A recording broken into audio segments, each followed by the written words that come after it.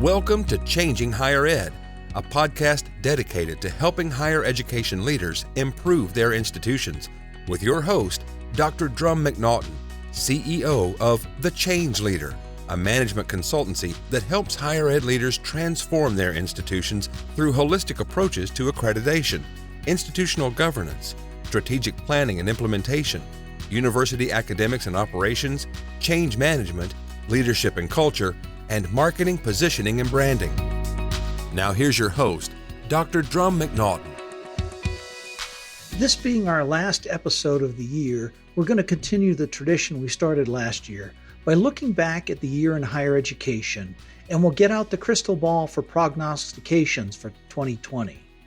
Helping me with this is TCL's Deb Maue, our marketing and positioning expert, who for a change will be putting me on the hot seat. Deb, great to have you back on the show. So nice to be here, Drumm. And this is our traditional end of the year wrap up where we go back and we take a look at the year in review. I'm so glad you suggested this last year. This has just been a fun time for me. It's the second annual. Everyone says this all the time, but it's so hard to believe that it's time to do this again. I know. This year has just flown by, hasn't it? It has. And but it's been a very interesting year. It has. And of course, I don't have any more white hair than I did last year. Ha ha. Of course not. Me either. and of course, this has nothing to do with clients. It's all politics, right? Right. But we're not here to talk about politics. Oh my gosh. Thank you very much. I'm just, let's not even go there. No. And so I will turn over the moderator's microphone to you. And now it's me on the hot seat. Oh, this is so fun. I've really been looking forward to this. Oh, I bet you have. So let's start by looking back to where we were a year ago. And you made some very interesting predictions last year for what 2019 was going to hold for higher education. So I thought it would be fun to go back and look at those and see how you did on your prognostications. That sound good? That sounds good. And you even could pronounce prognostications right. I love it. There you go. All right. So the first one was, we will see an acceleration of mergers, consolidations, and closures in higher ed. So let's talk about that one. Well, I think, unfortunately, that is true. The numbers that came out from Education Dive at the beginning of November talked about the closures. From 2014 to 2018, there were 1,234 colleges and universities that closed, including 129 nonprofits, 11 publics, and 1,094 for-profits. Now, of course, that has to do with campuses as well, but it still shows us that higher ed is in a mature and or declining market and will continue to see headwinds for the industry in the near future. They've already started. They're not at gale force yet, but they're getting there. Were there any of the closures or mergers that really surprised you? Any that you thought, wow, I never would have seen that one coming? Well, yes. The big one that I think people are talking about is the University of Alaska.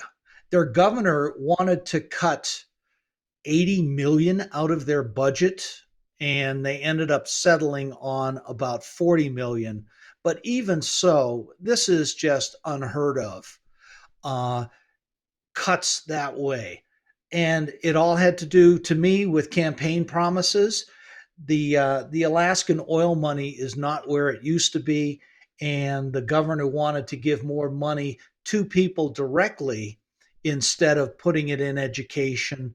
They've looked at all sorts of different things, consolidating 3 campuses into one, which, given the geography, made no sense.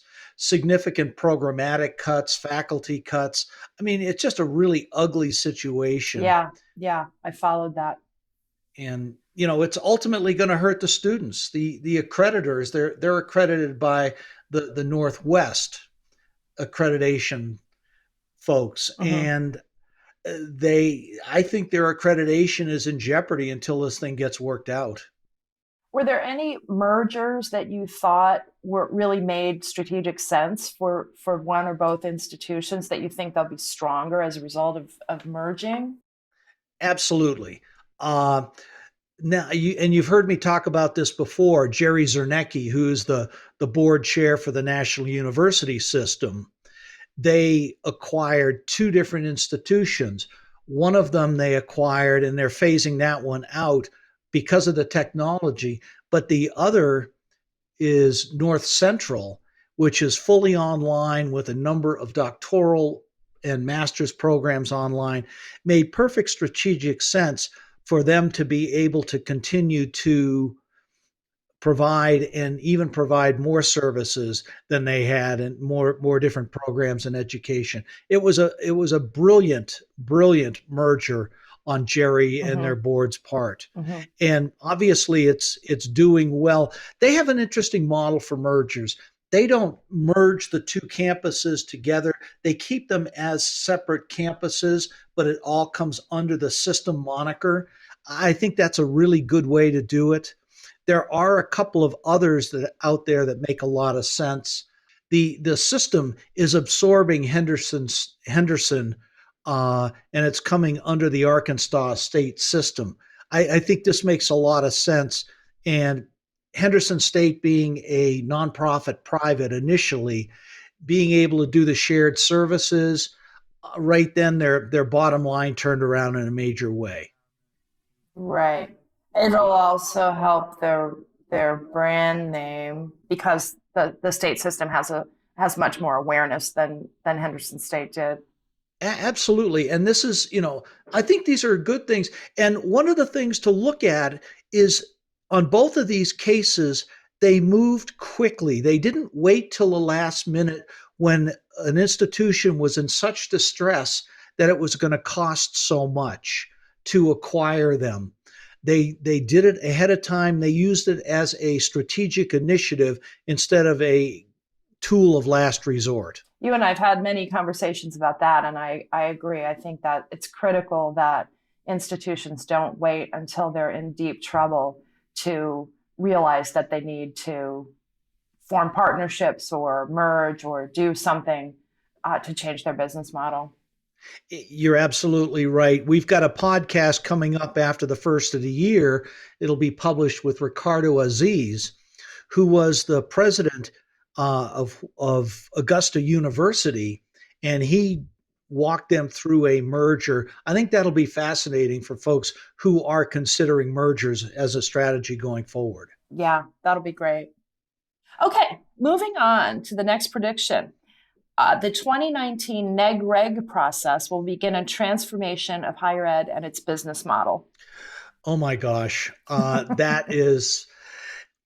Where do I start with neg-reg 2019? Had a couple of podcasts on this. Tom Netting, who's a frequent guest to update us on Washington, and then Russ Poulin, who's the executive director at WSET, which is part of the Western Interstate Schools and Colleges. Neg-reg was an interesting one this year. Part of what happened with neg-reg was they actually came to consensus on all of the topics that they did. This is unheard of, especially given what was going on and the way that the Department of Education put this forward. They gave very ambitious goals, and the participants pushed back on a lot of them, but came to consensus. And really, they put things in what they call three different buckets. One is accreditation, the other innovation, including distance ed and CBE, and then teach grants in religious schools. Now, they went ahead and they published the portion on accreditation agencies by November 1st in the Federal Register. So it goes into effect on July 1st. The big one with that is that accreditation agencies now will be competing against each other. There is no such thing as regional accreditation and national accreditation. in the views of the Department of Ed, they are all considered to be accreditors. And for instance, WASC is not limited only to California and the Pacific Islands, Hawaii.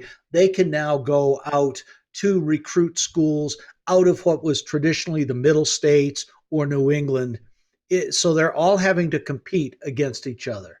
The other piece with that is that because there's no designation between regional and national accreditors, the regional accreditors, and some of them have done this, they cannot go back and say, well, we don't honor your accreditation because you're not regional.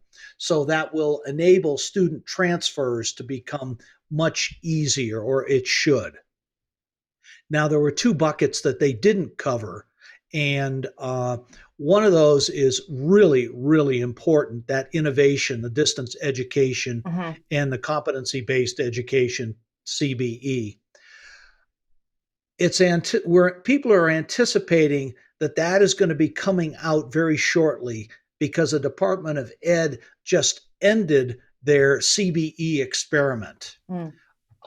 They said they've gotten a lot of good data from it, and I don't think that they would have done that unless they were ready to issue new guidance. Now, the challenge being is it wasn't done by November 1st. It wasn't published.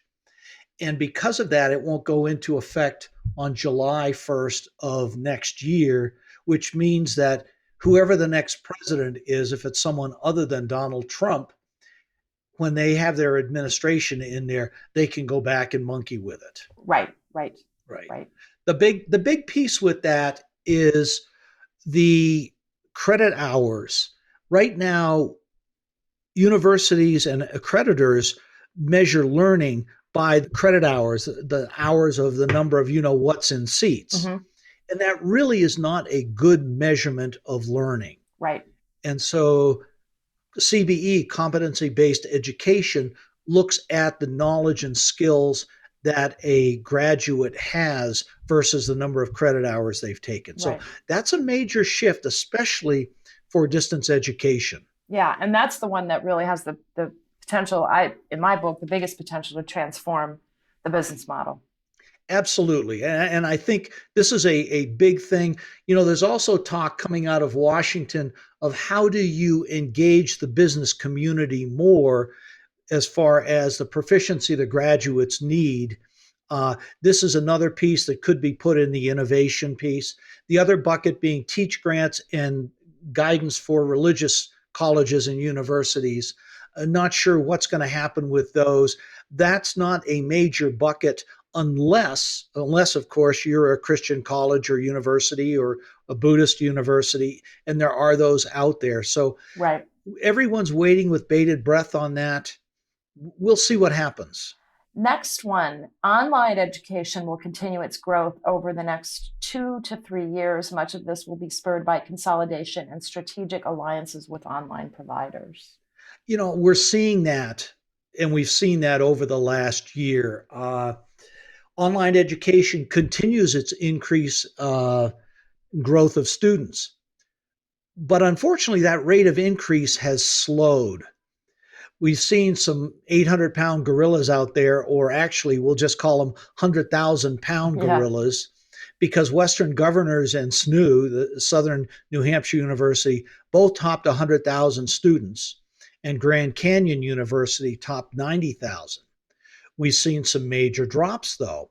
Phoenix was up, oh my gosh, they were up over 490,000 back at the beginning of the decade, and now they're down significantly.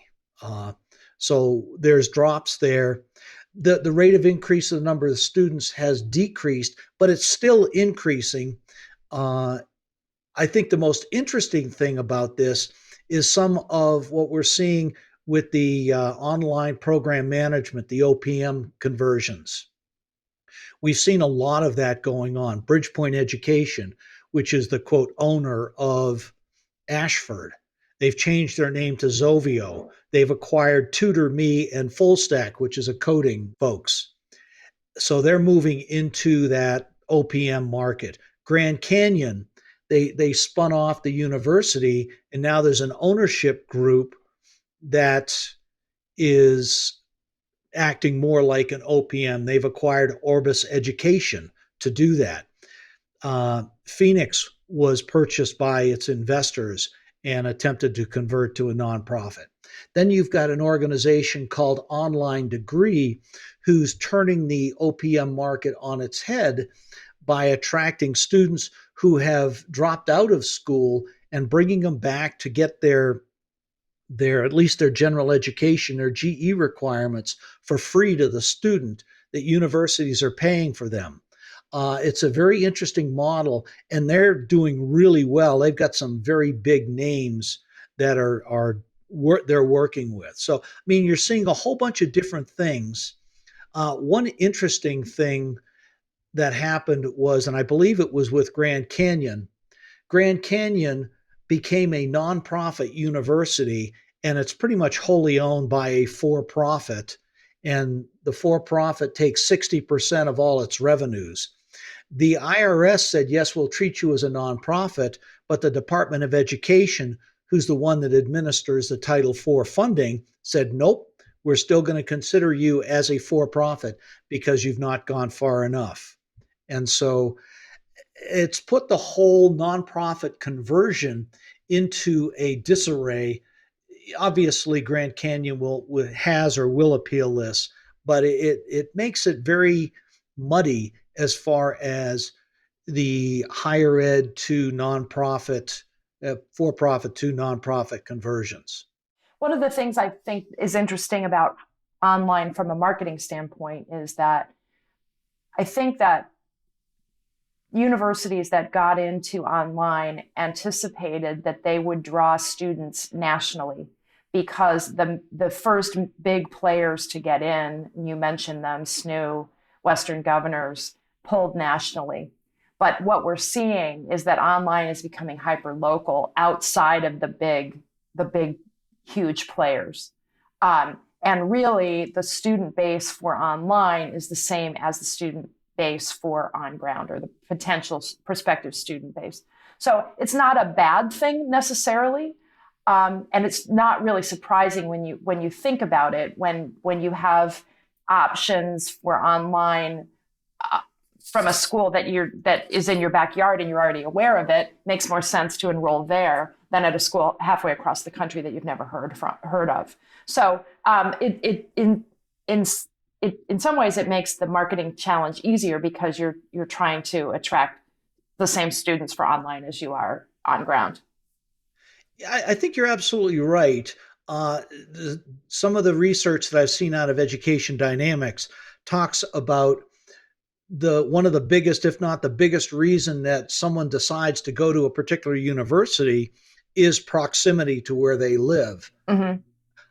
One of the things that I saw that was a bit distressing was that although the rate continues to increase for online, the numbers of post-traditional students, and those are the ones that the online and distance ed have been really going after, those numbers are decreasing, the number of people enrolled. Yeah. Now, is that going to change? I think that really is going to depend on the economy.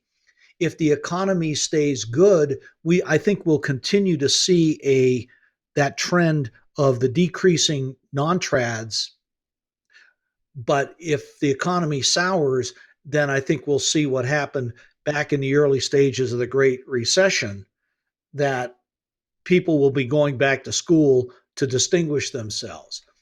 Now, what's really interesting with this is that because things have become so hyper competitive, Moody changed their outlook from negative to neutral, but that's only because they've seen some growth in some sectors. So, we'll have to wait and see what happens. The demographic changes, we're starting to see those even more, and starting in 2025, the millennials, kids, and even some of the Gen Xers, they've had less kids, and so the number of traditional student age coming out of high school is going to significantly decrease. Yeah, we're calling that the cliff. Yes. The 2026 cliff. Yep. Mm-hmm. Okay, moving on. We will begin to see faculty promotion and tenure processes change as a result of the need for universities to cull programs that are not financially viable.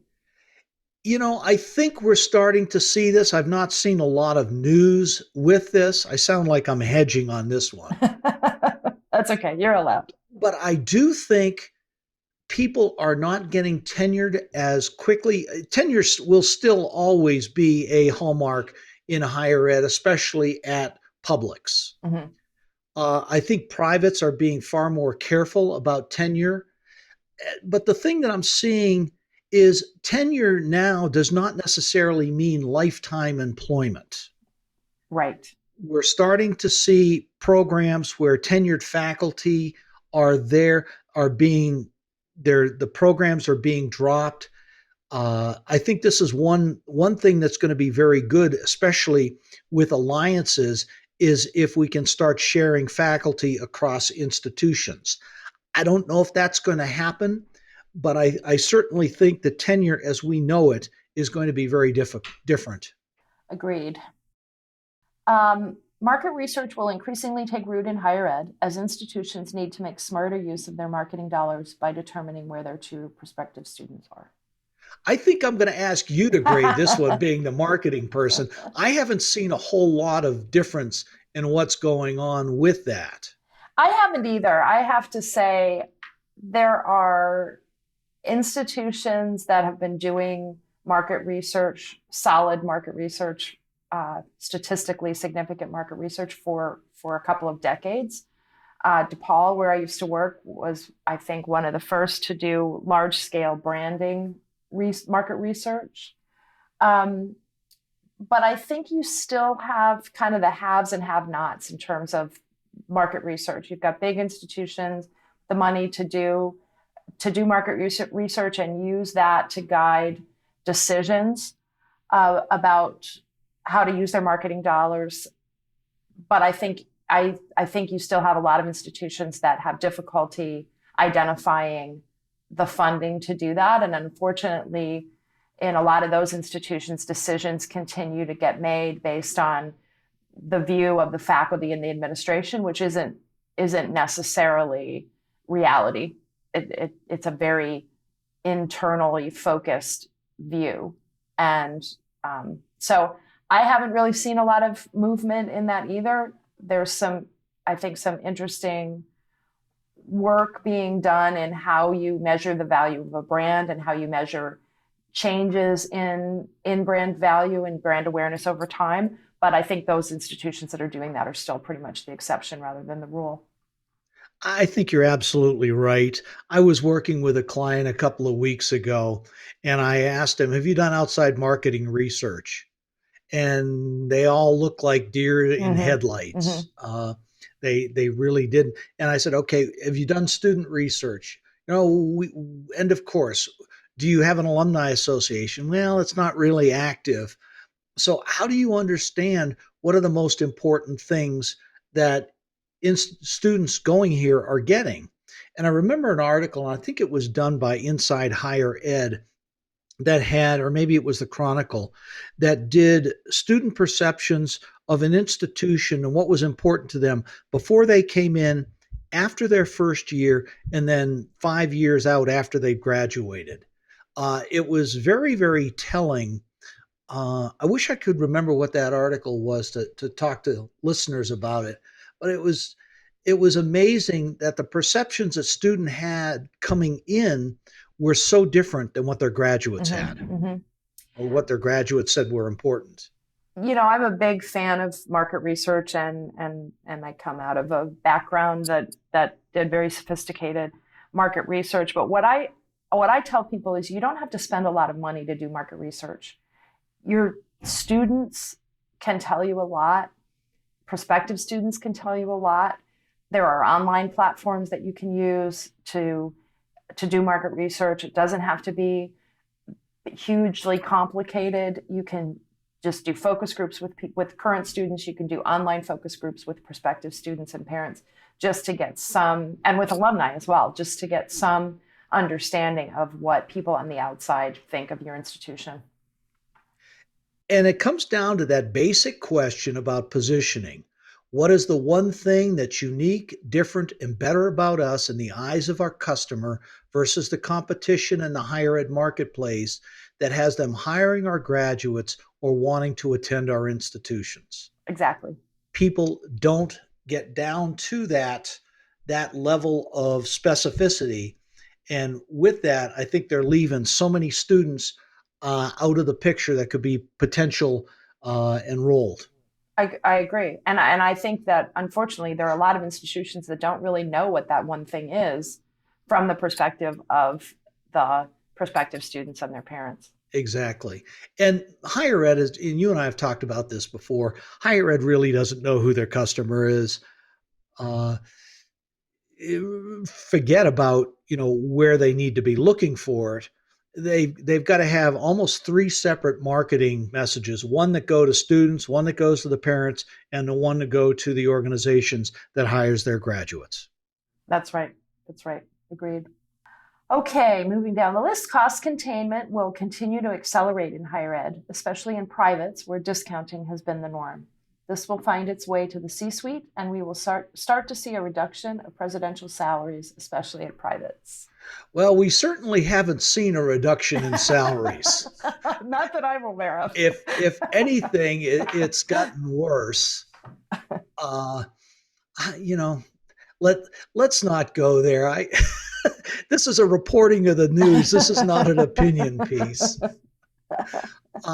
But we are starting to see some cost containment. I mean, you've got there was a thing that came out a little while ago. Again, polling, 1/3 of all CFOs are concerned about their finances. Mm-hmm. Student debt is up above 1.5 trillion. It's the highest ever. Low income students, they must work on average of 15 plus hours per week to afford their education. The discounting rate we're commonly seeing above 60%, and the number of higher ed enrollments has gone down below 18 million for the first time since the Great Recession. So we're seeing all of these signs that there are issues out there. But as a good friend of mine says, you can't cut your way to growth. It just doesn't work. And so you need good market research. You need proactive boards who are going to be able to help steer the direction. Cutting funding doesn't work, but there still is fat there that can be cut. And so when you cut something, you've got to be able to designate those dollars to something that's going to give you a better return on investment. Now, what I am hearing is CFOs are looking far more for return on investment than they are on just cutting. And so I think that's a smart way to go. That's a good business way. But there are certain things that are lost leaders. I mean, we can talk about Costco with their $4.95 rotisserie chicken. I mean, that's a great example. I have one in my refrigerator all the time. And for working parents, it's a critical thing. But they, and their membership rates, they discount their membership rates significantly. Amazon, it's all about volume. And I think these are some of the things that higher ed CFOs are looking at. It's like, how do we tap into those things for a better rate on return? I think one thing that I sense is changing is that I think finally people, faculty, staff at institutions are beginning to understand that higher ed is a business like anything else, and that there is a relationship between revenue and expenses, or there has to be a relationship between revenue and expenses.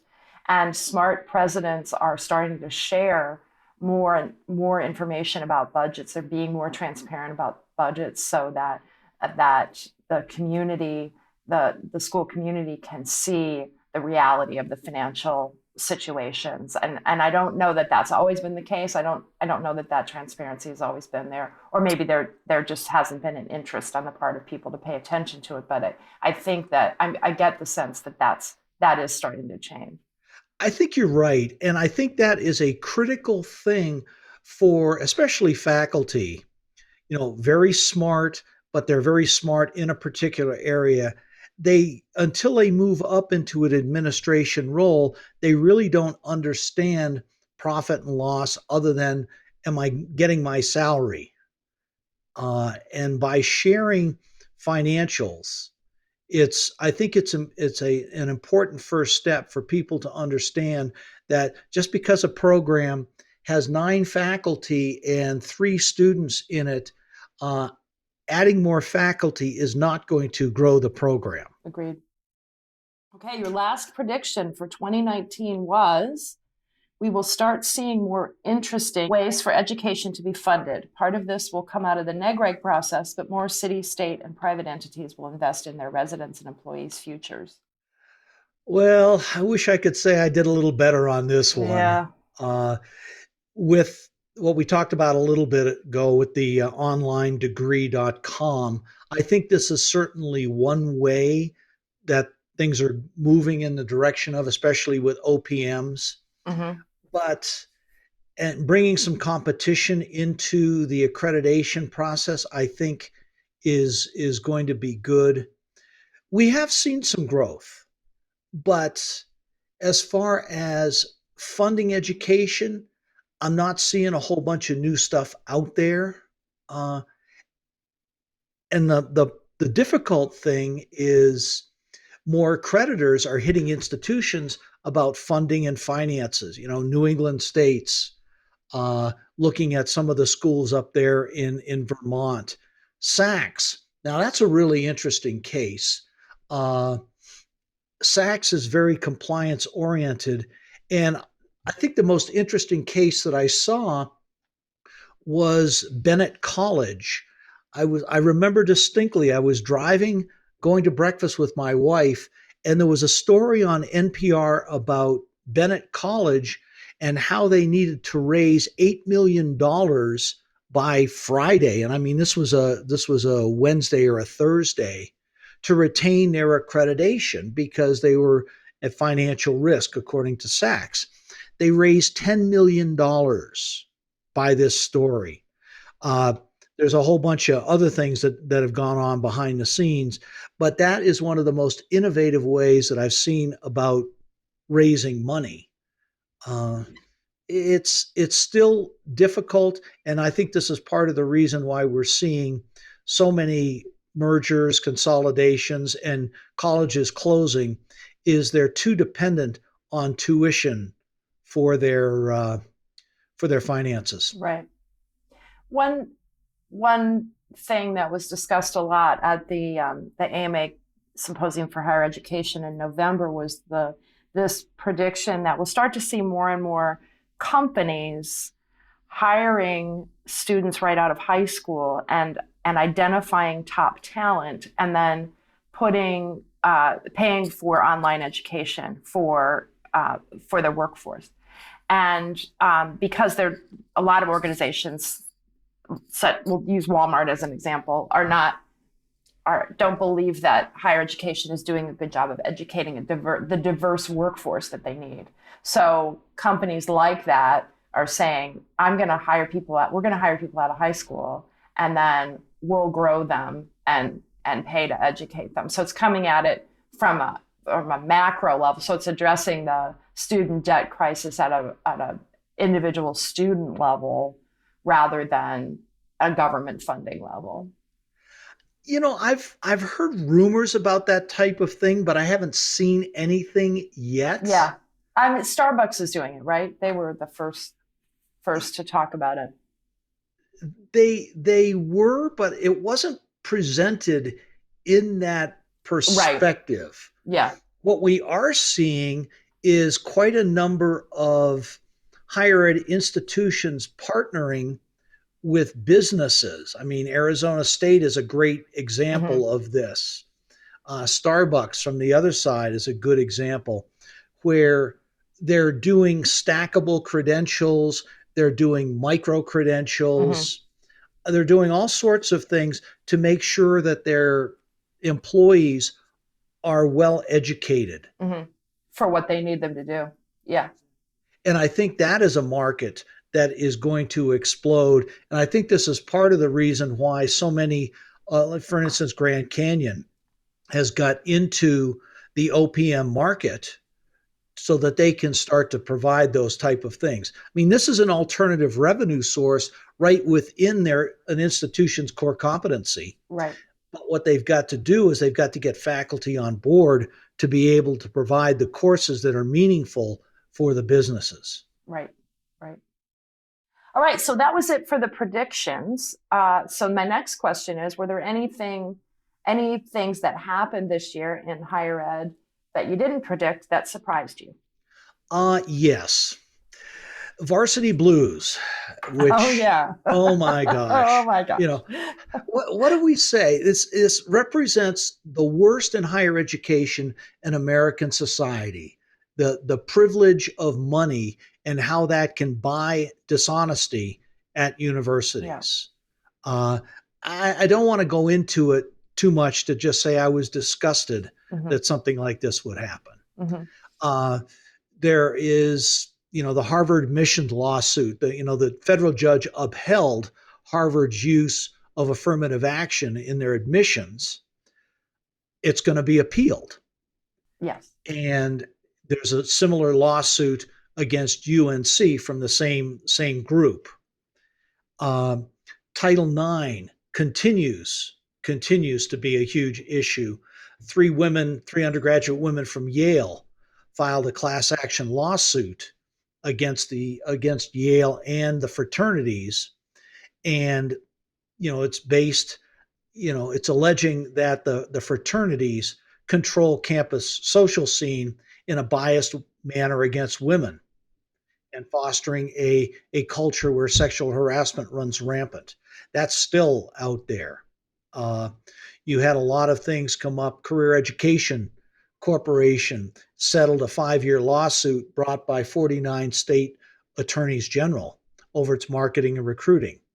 Phoenix, the same thing. I mean, Career Education Corporation paid $5 million to cover the state's litigation costs and won't collect on nearly $500 million in outstanding student fees. University of Phoenix settled, canceling $141 million in student debt and paying $50 million to the Department of Education.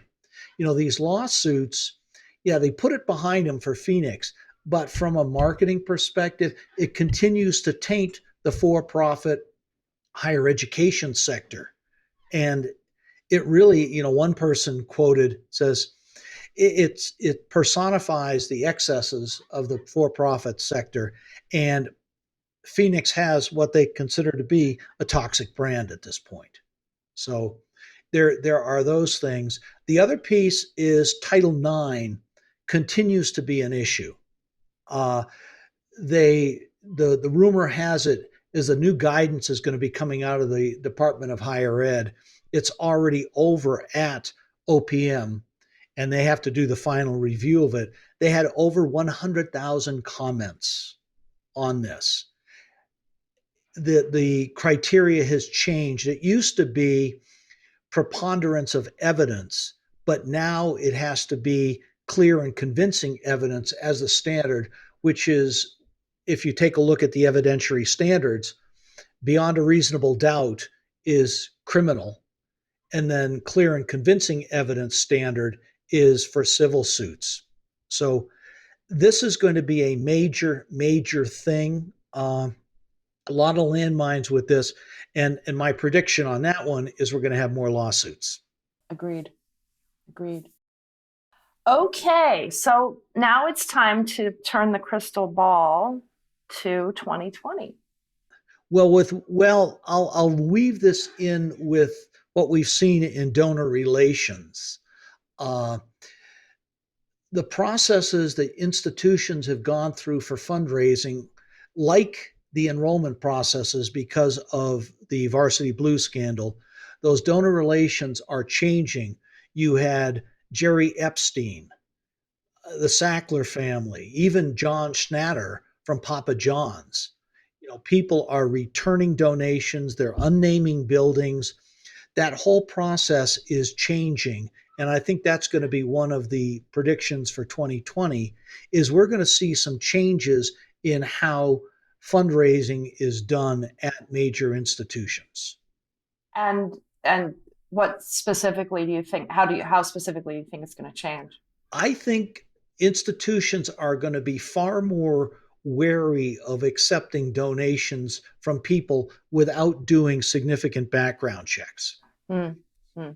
So there's multiple pieces that will go in that. I think what's going to end up happening is beyond my crystal ball, but I think they're going to have to pay far more attention to this. Another prediction I see is I think we're going to see over this next year an acceleration of closures and mergers. We saw some really big ones last year between, for instance, Strayer and Capella, Purdue and Kaplan. I think we're going to continue to see more closures, especially in the private nonprofit. I think that's going to be on our list of predictions for at least through 2027 is acceleration of closures and mergers. I just don't see anything that's going to change that as the enrollments continue to decline because of the changing demographics. And it's just going to get worse right up until we hit the cliff. Mm-hmm. There is from a market perspective, there is an overabundance in the marketplace, and there needs to be a market correction. I think we're going to continue to see cost rise, and discount rates will be north of 60% will be the norm. I think we're going to see universities partner more with businesses to develop curriculum that works for them, including stackable certificates, micro-credentialing. Free tuition is not going to become the norm. I think it's going to be the exception. There's the big challenge of how are you going to pay for this? Right. Do you see that it will, that there'll be more community colleges offering free tuition like Tennessee does? I think we will, but I think taxes are going to need to be raised to support this. And how many people really like more taxes? People in America, they're still back at the Boston Tea Party. We're not going to pay a tax on this. We're not going to pay a tax on that, except then when you've got 4-foot deep potholes on your roads, then who's going to pay for that? Right. Taxes are important. They're good. Overtaxes, that's a political question. We're not going to go there. I think we're going to see far more lawsuits about free speech, admission policies, and sexual assault. And the Title IX rollout is going to be a mess. We're going to see far more lawsuits on that. Okay. I think one that we haven't really talked about is the NCAA. And right now, California voted to pay its athletes at colleges. I think the NCAA is going to have to go to something like this. The Knight Commission for Restructuring Supports, Arnie Duncan is one of the chairs of a study that's they're doing right now.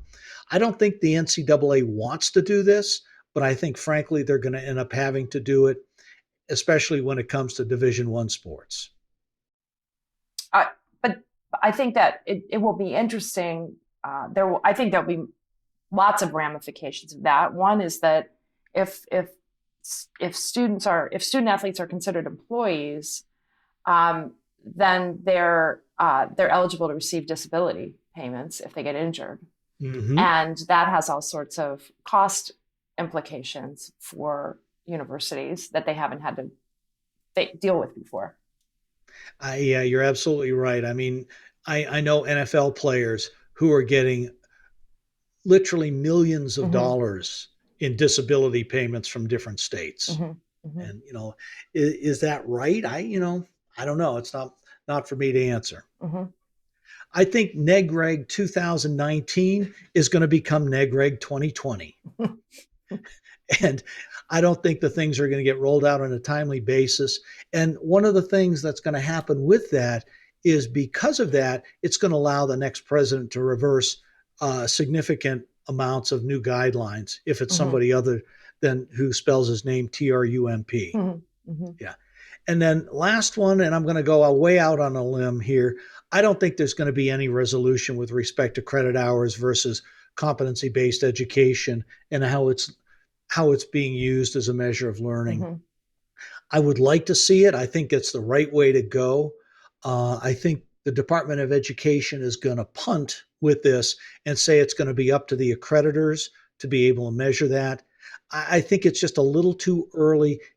Carnegie method has been used for too many years for people to move away from it. And I don't know, that one thing alone could restructure all of higher ed. And I just don't know if higher ed's quite ready for it. I'll add one prediction to the list. It's actually not a prediction because I'm not exactly sure how it's going to play out. But with the change to the NACAC regulations, the National Association of College Admissions Counselors, the change to their regulation. So, for instance, the gentleman's agreement that once a student commits to a college, that other colleges will not continue to recruit them. I think that's going to really increase the uncertainty and the ability and decrease the ability to predict the freshman class, at least for next fall, until people see how the changes in the regulations affect the recruiting cycle. There's May 1 will become much less of a critical date or a date at which you can predict what your fall is going to be, because students aren't going to be all the students are not going to be making their decisions on May 1st anymore. So again, don't know how it's going to play out, so I can't really call it a prediction. It's just going to change. I think we'll call that a prediction because the prediction is it's going to be a lot of uncertainty until it get worked out. Yeah. Yep. Well, I think that's a good list of predictions for next year. And I think so, and we'll see. We batted about 666. It's pretty good, which wasn't bad. But I want to thank you so much for doing this with me today. It's been a lot of fun. It's been great fun.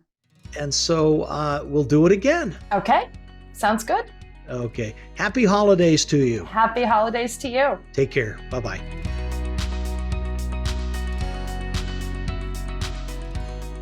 Thanks for listening, and a special thank you to Deb Maue for helping me out with this annual podcast. And of course, a special thank you to all our listeners for tuning in with us in this, our first year of podcasts. Our first episode for 2020 features Dr. Ricardo Aziz, former president of Augusta University and author of the book Strategic Mergers in Higher Education. Ricardo was appointed by the governor of Georgia to establish a statewide healthcare system, including education, which led to his leading 2 separate merger transactions to create what is now known as Augusta University. Higher ed board members and leaders who are frightened off by the word merger need to tune in on this episode. Mergers are a great way to improve the sustainability and long-term growth of your institution, and Ricardo will be speaking on the nuts and bolts on how to go about this and be successful. You don't want to miss this one.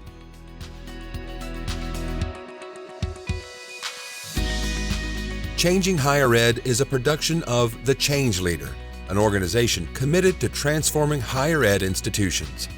Find more information about this topic, along with show notes on this episode, at changinghighered.com. If you've enjoyed this podcast, please subscribe to the show, and we would also value your honest rating and review. Email any questions, comments, or recommendations for topics or guests to podcast@changinghighered.com. Changing Higher Ed is produced and hosted by Dr. Drumm McNaughton. Post-production by David L. White.